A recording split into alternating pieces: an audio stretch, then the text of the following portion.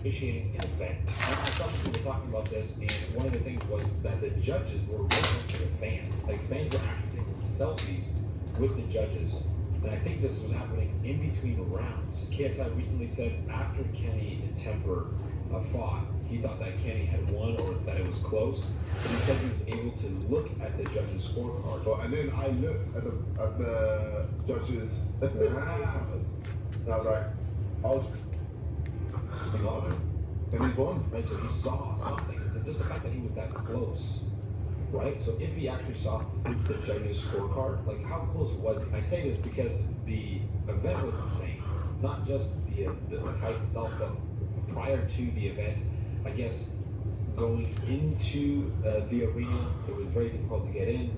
People were trying to barge in. Of course, us being on the USA side, we felt like it was more dangerous for us. We had security everywhere. But then that made me think, right? Initially, when you hear rigged, you think maybe the judges took a payday, something like that. They're doing it for their country. But then I realized dangerous conditions. If there are fans that close to you, all it takes really is just one fan to make a remark or do something to just make you feel a little off. Let's say you're a judge. Let's say that a fan says, you better be pulling for the UK. Or just makes some sort of remark that's anywhere near threatening. I just think that the judge would be like, you know what?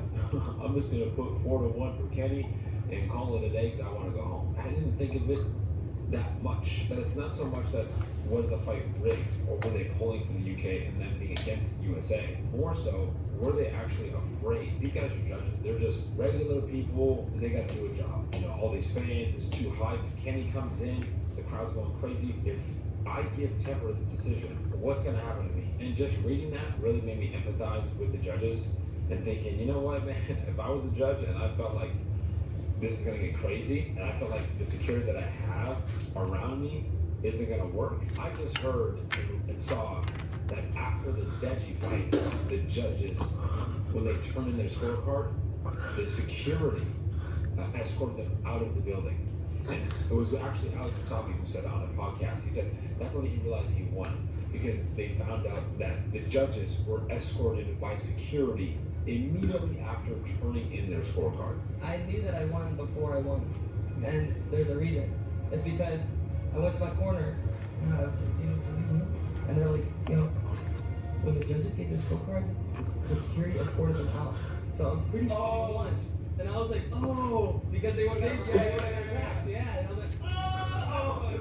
So thinking about that night and how the event was in the environment and the hostility, I have no doubt in my mind that these judges, or the few of them, mainly the one who scored it 4-1, just wanted to make it home that night. Maybe someone did threaten him, maybe someone just made a weird remark, maybe it was just the vibe that the judge was getting and he didn't want to chance it, and he said, this is just a YouTube event, this isn't even like a world championship thing, they have the opportunity to appeal it, who cares, let me just put this down so I can get out of here. Because if you feel unsafe, that's wild. The fact that they were taking selfies and they were that close to people, that's just, there's no room for that. Judges have to be unbiased, they have to be able to feel comfortable making those decisions. I don't know how many of you were there, or if any of you were actually near the judges. Please, I am super interested to know the details and what it was like to be a judge in between fights, where there are people, fans coming up to them and talking to them during the fight, in between rounds. What was that situation like? Because that can never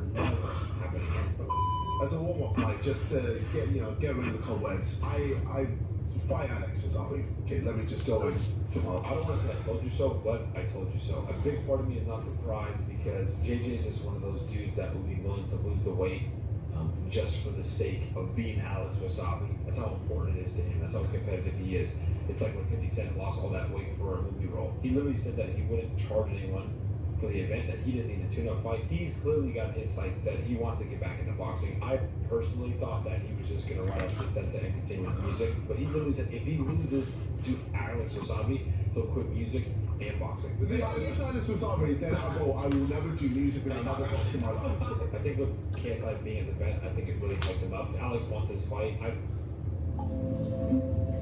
Crisis can happen unexpectedly to anyone, and though it may seem like a small, I believe he's going to have to jump on it, because the more time that goes, the harder it is for this fight to happen. KSI is still so bothered by it So he's willing to say, we'll do it for free, I'll lose all the weight, I'll put my music career and my boxing career on the line. Honest question, if this fight happens, who do you think Deji is going to be cheering for? What side is he going to be on? This situation is still so bizarre. Alex Wasabi is fighting because he can't stand how JJ is treating Deji.